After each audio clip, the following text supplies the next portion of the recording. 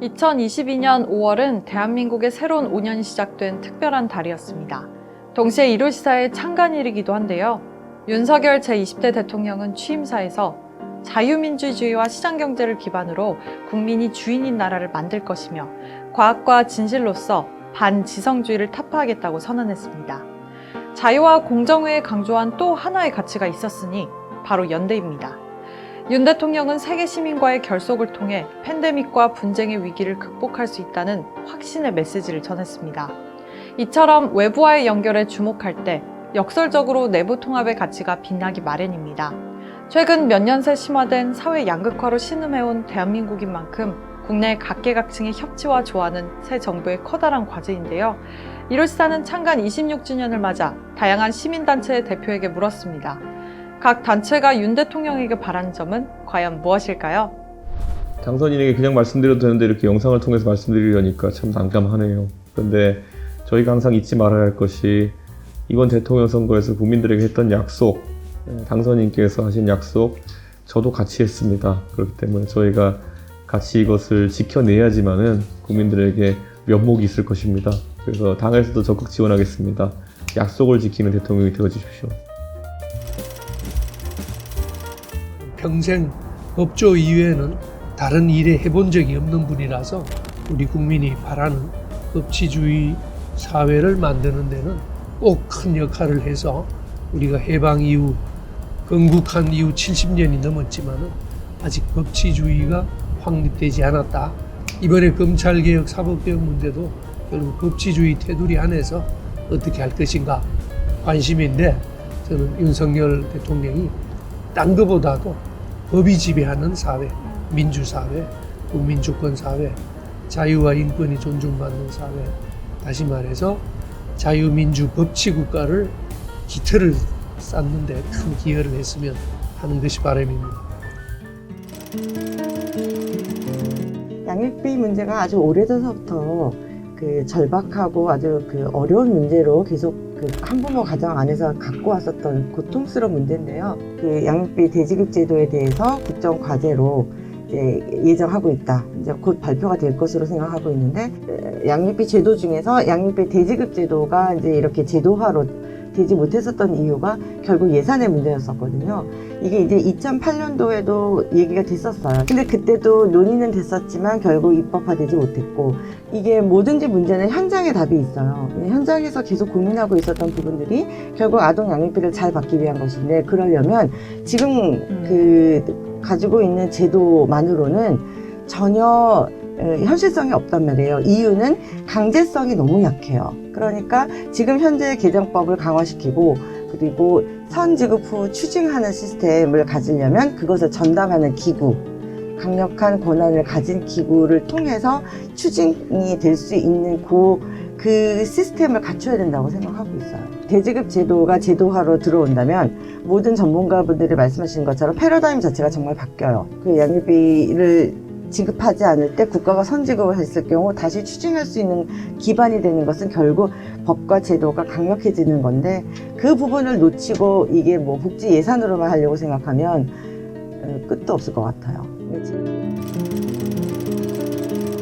저는 이제 이 피해자 문제나 과거사 문제에 계속 관여를 해왔기 때문에 윤석열 당선인이 이 피해자 문제에 대해서 깊이 천착해 주기를 바랍니다. 진보와 보수의 문제가 아니고 이 식민지 피해에 대한 진실을 규명하고 그들의 피해에 대해서 위로하고 그리고 명예를 회복해 주는 일이기 때문에 새 당선인이 그런 문제에 특별히 관심을 가져주기를 바랍니다. 나아가서 이 남북이 함께 동아시아 역사 문제에 대응해야 되고 그리고 식민지 청산을 위해서 노력해야 됩니다. 그리고 그것이 바로 통일로 가는 길이 될 것이라고 믿습니다. 이제 그런 문제들에 깊은 관심을 가지고 애정을 가지고 대해주기를, 그리고 정책을 수립해주기를 기대합니다. 무고죄 강화 공약인 무고죄 강화 처벌 중에서 특히 성범죄 무고 강화 처벌은 반드시 공약을 실현하셔야 된다고 저는 윤석열 대통령한테 바라고 있습니다. 요새는 여자가 자기가 이제 성범죄를 당했다고 신고하거나 고소를 하게 되면 그 즉시 그 피해자 지원, 국선 변호사 선임 등 모든 게 다 이루어지거든요. 근데 그 와중에서 그 선임된 국선 변호사 역시도 과연 이게 여자 거짓말 안 하고 순수하게 자기의 있는 사실 그대로 얘기를 했을 때 이게 과연 범죄가 되는지 안 되는지 여부에 대해서도 철저히 좀 수사기관에서 조사를 해야 이런 성범죄 무고로 인해서 억울한 피해자나 억울한 가해자가 발생하지 않을 것이라고 저는 생각을 하기 때문에 이 부분을 윤석열 대통령께서 실무무고 강화처벌 제도 개선에다가 꼭 넣어주셨어야 합니다. 바로 이제 장애인들이 지역사회에서 함께 살아가기 위한 환경의 변화, 사회 통합과 사회 참여가 가능할 수 있는 환경의 변화를 저희는 지속적으로 요구해 왔고요. 이번에 출범하는 윤석열 정부도 말로만 보장하는 것들이 아니라 예산으로 보장해서 사회적 환경을 바꿔갔으면 좋겠다라는 바람으로 우리는 지속적으로 이야기하고 투쟁하고 있습니다.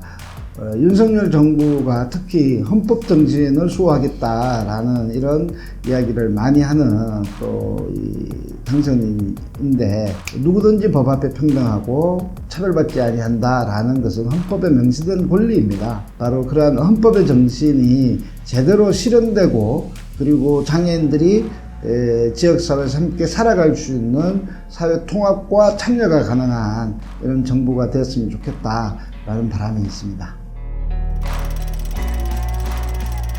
네, 문재인 정부에서 사실 그 교육 공약은 참 괜찮았어요. 근데 그게 어떤 교육 철학이 부재한 상태에서 너무 교육과 정치를 좀 같이 이렇게 풀어나가려고 하다 보니까 그 교육 개혁의 방향을 제대로 방향을 못 잡고 망설이다가 그냥 차기 정부로 다 이관을 하지 않았나라고 생각을 합니다. 이제 윤석열 대통령은 부모 찬스를 근절시키는 활동으로 대통령이 되신 거잖아요. 그리고 사교육의 개입 요소를 없애겠다라고 얘기를 했기 때문에 저희가 가장 바라는 건 부모 찬스 근절과 그리고 사교육이 없는 사교육 제로인 나라를 좀 만들어줬으면 좋겠다. 그리고 아이들이 더 이상 경쟁하지 않고 행복한 세상을 만들어줬으면 좋겠다라고 그 부분만 좀 해주면 좋겠습니다. 제가 시민단체 활동가로 활동하고 있는 그 경험들을 보면 시민단체는 정부와 함께 아주 유의미한 서비스를 시민들에게 전달하는 유의미한 기구거든요. 그래서 윤석열 정부가 좋은 파트너로 인정해 줬으면 하는 것 하나가 있고요.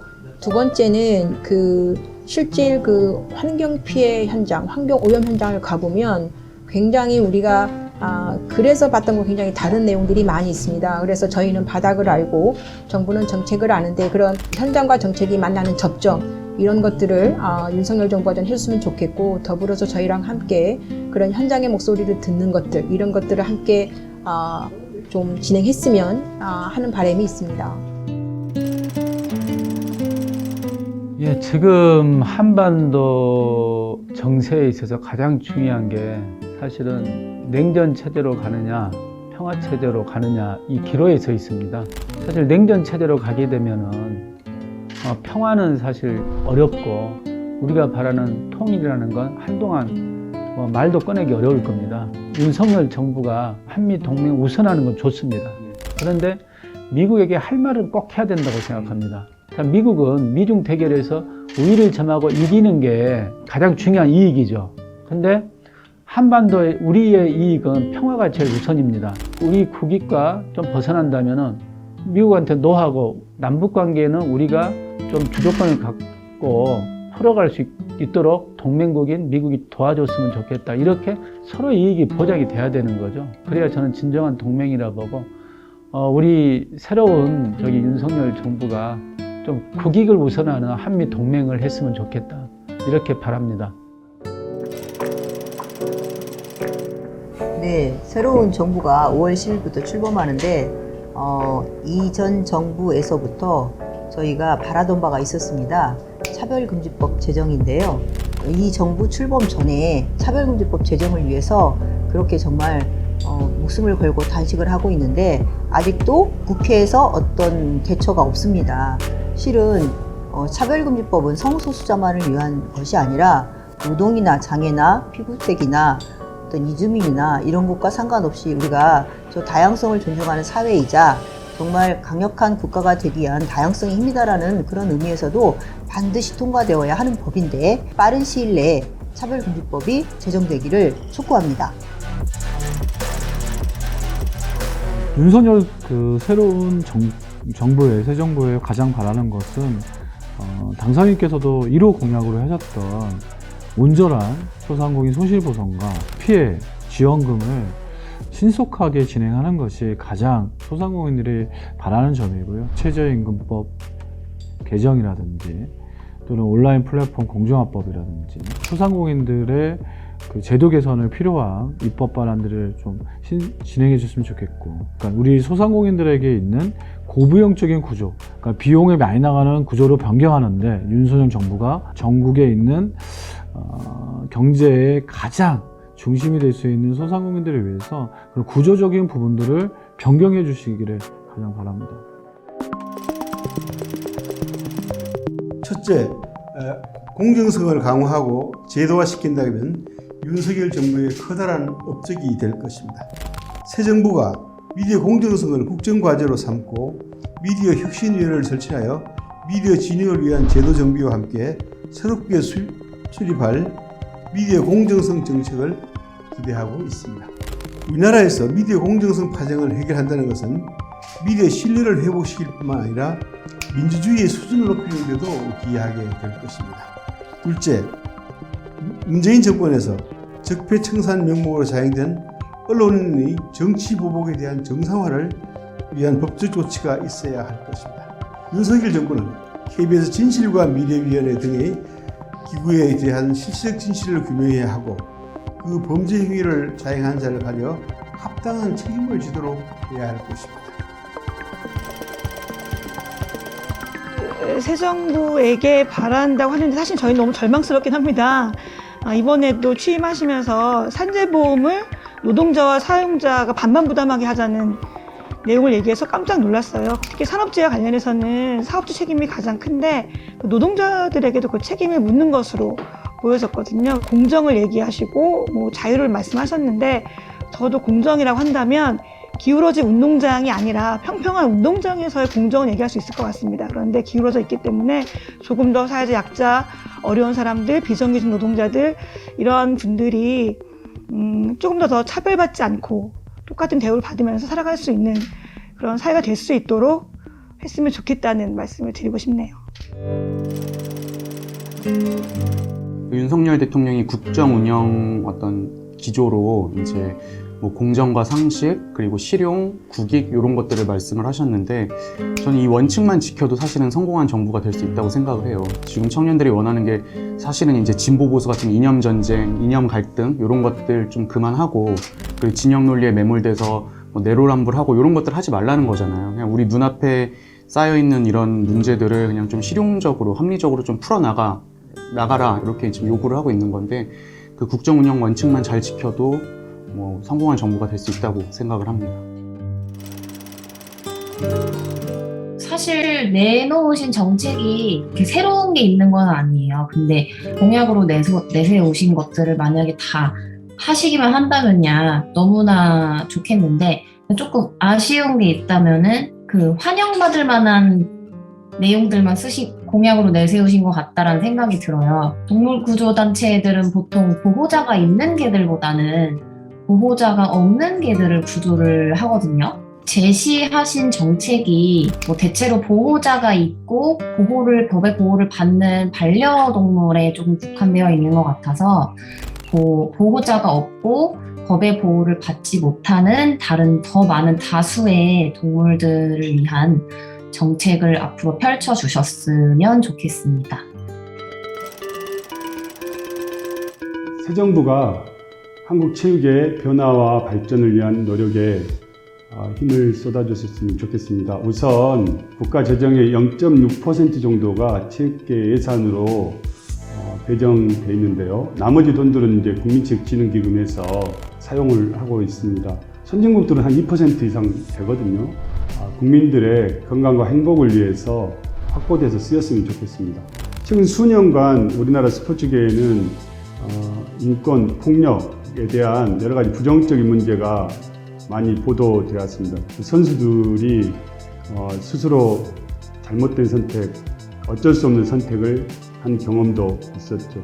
그러나 이런 문제가 일시적인 문제가 아니라 과거로부터 계속 이어져 온 문제라는데 우리는 그 심각함을 느끼지 않을 수 없었습니다. 철인 3종 선수 사망 사건, 국가대표 선수의 성폭력 문제, 이런 문제들이 지금 다 해결됐다고 보지 않습니다. 스포츠계의 구조적인 문제가 계속 이 문제를 양산할 것으로 예상됩니다. 질타하고 비난하고 이런 것이 아니라 스포츠 폭력, 인권 침해가 발생하지 않도록 보다 근본적인 구조적인 문제를 해결해야 된다고 생각합니다. 이룰신화는 지난 26년간 다양한 관점을 반영하는 참된 언론이 되기 위해 부단히 노력해왔습니다. 하지만 언론의 공정성과 중립성은 아무리 강조되어도 지나치지 않다는 점을 시간이 지날수록 더욱 절실히 깨닫는데요. 앞으로도 이룰시사는 직접 발로 뛰는 취재를 통하여 시민의 의견을 전하는 전령이자 편향되지 않은 언론이 되겠습니다. 그 누구의 목소리도 누락되거나 묵살되지 않도록 하겠습니다. 감사합니다.